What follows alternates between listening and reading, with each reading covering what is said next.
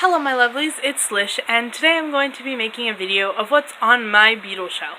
And while it's called my Beatles shelf, there's other bands and other TV shows and other things on the shelf, but as a whole I think I'm just going to show the whole shelf. So I really hope that you enjoyed this video, and I will see you into the video, so let's go.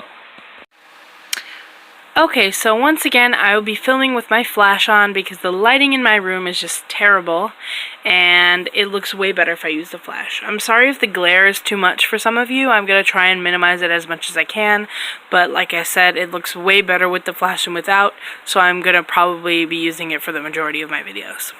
Anyway, this is the bottom shelf right here, and then this is like the top shelf kind of, but this is just on top of the bookshelf. I've had this bookshelf since I was little, and I finally have some good use to it because of all of my Beatles stuff. So let's just get right into it. So the majority of these, until you get to right here, are books. So just saying.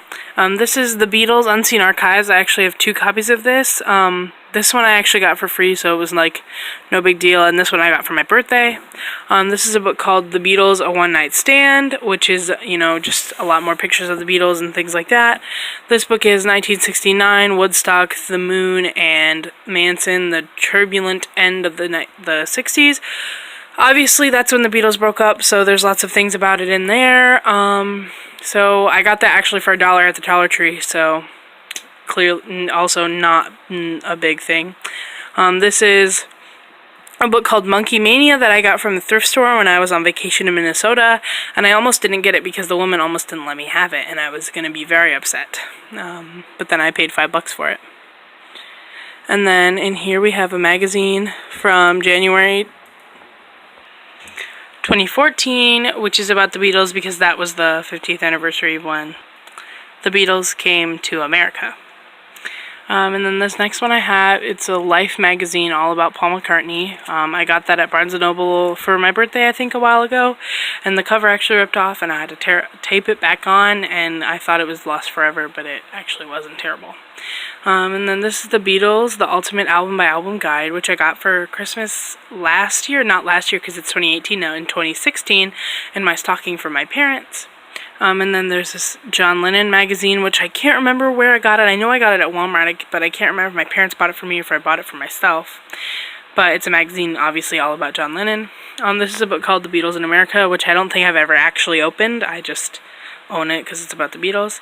Then this book is just called The Beatles, which I got for Christmas this year. Actually, it was for my birthday this year, which is 3 days before Christmas, so they're ultimately the same thing, but still. I got it for Christmas this year, so I haven't actually looked at it yet. This is called Music Box. It's about a bunch of different musical artists, but like the Beatles are in there, so it was important that I buy it. Plus it was like $7 at Barnes & Noble, so who could pass it up? Then this book is called Beatles. It's just another book about the Beatles.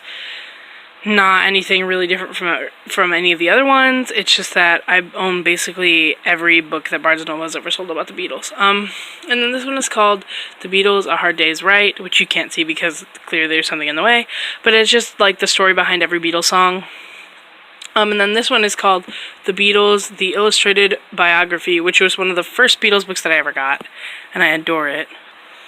I've had it since I was basically in 4th grade, which is completely amazing. And then moving on from there, we have a bunch of DVDs. So starting right here, this is A Hard Day's Night, which I paid $10 for at Barnes & Noble when it was on sale. The Criterion Collection, which I think is a 100% absolutely amazing. I'm just going to move a little closer if that's okay. And then here we have Across the Universe, which is filled with Beatles songs, but not really about the Beatles, but I figure it should be on the shelf. The flash is kind of distorting everything now. This is Head, which is the Monkees movie. I really love the Monkees. They're one of my favorite bands. Then this is Rock-a-Doodle, which is one of my absolute favorite animated films in the history of the world. And again, it's a musical movie, so I figure I put it on the shelf. And then we have 2 seasons of The Partridge Family, because come on, who doesn't love The Partridge Family? This is season 1 and this is season 3. And then here we have 2 different collections of Saturday morning cartoons from the 1960s, so clearly they're not on TV a lot anymore, and things like that because of political correctness and all of that, but I adore them and I'm really glad that I own them. And then we have Be Cool, which is a 2005 movie starring John Travolta and Uma Thurman, and the reason I have that on the shelf is because Aerosmith is in it, and Aerosmith is another one of my favorite bands. And then lastly for the DVDs, well really it's not a DVD, but it's a game for the computer, and it is Guitar Hero Aerosmith. It's a PC game, and unfortunately all the PCs that I have will not run it, but I own it anyway because I saw it at Goodwill and I figured what's the harm. And then next we have 2 VHS tapes. One of them is Armageddon because of I Don't Want to Miss a Thing and Taste of India that's in it by Aerosmith. And then we have Paul McCartney's Get Back World Tour movie. So it's the recordings from the concerts on that tour. And then this book right here is a little book that was purchased for me by one of my substitute teachers. He knew that I loved the Beatles, so he bought that for me at a thrift store. And then next over here at the very end we have 2 Beatles Christmas ornaments, which is just them together with the Sgt. Pepper Lonely Hearts Club Band logo. And then the next one I have is just them with love. Moving on to this last little section right here, we have the Beatles Here, There, and Everywhere, which I got for Christmas this year, and I picked it out myself. And then we have the Beatles, The Definitive Guide for All Beatles Fans, which is another book I got quite a while ago for Christmas or my birthday or something like that. And then these last 3 or 4 things that were on the shelf are a picture of Joe Perry and Steven Tyler from Aerosmith, a picture of the Beatles, and a picture of the Monkees. And then we have 10 New York Times articles about the Beatles. I have not opened this. I'm scared to, actually. So I just keep it in the plastic and laying on the shelf.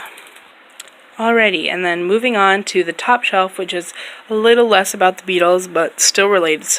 So we have just this little Peace, Love, and Eternal Optimism thing I got from Goodwill. As you can tell, it's kind of worn.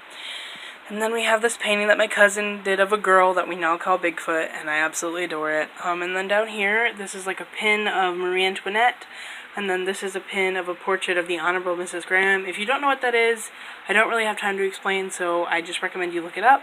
And then just a coil of some string.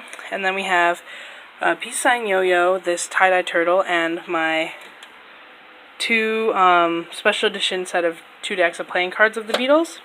And then we have a little like box of stuff from the Mortal Instruments movie, which I actually really enjoy. And then underneath the little turtle here we have the Blues Brothers on VHS tape, because it's one of my favorite movies. And then we have this that says, imagine all the world living life in peace and harmony, and the absence of war is not just a dream, but a reality of our everyday lives. Imagine. So kind of like this starts out as a John Lennon thing and then kind of moves on to being like, hey, what if we lived in peace? Then hanging off of this, we have this lizard that I made that's in this really nice blue and white scheme. And then this lizard over here that's in green and pink. I made it to resemble a watermelon. And then up here we have a dolphin that my cousin bought for me for Christmas last year. And then a little bit of sea animal art here. And then we have the Beatles Help and the Beatles Abbey Road, two different metal lunchboxes that were purchased for me for my birthday and Christmas for 2 years in a row. And then this book right here is Tragedies and Mysteries of Rock and Roll. So tragedies including, the death of George Harrison and the murder of John Lennon. And then we have the Beatles, the BBC Archives, which is all the stuff that they did with BBC, papers, recordings, a book in there, stuff like that. And then this right here is a 2016 calendar of the Beatles, which is still in here, not written on, in good condition, because I didn't want to ruin it, even though it's a calendar. So I think that's everything on my shelf. I hope you enjoyed, and I will see you guys in my next video. I love you all so much. Thank you so much for watching.